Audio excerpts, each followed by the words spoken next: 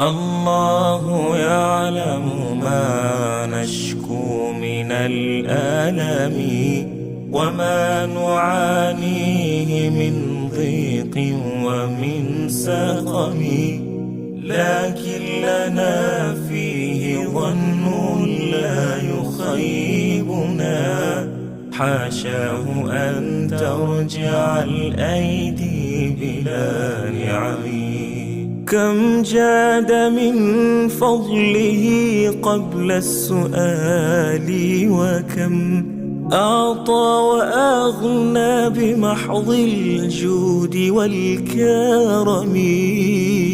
الله يعلم ما نشكو من الألم وما نعانيه من ضيق ومن سقم.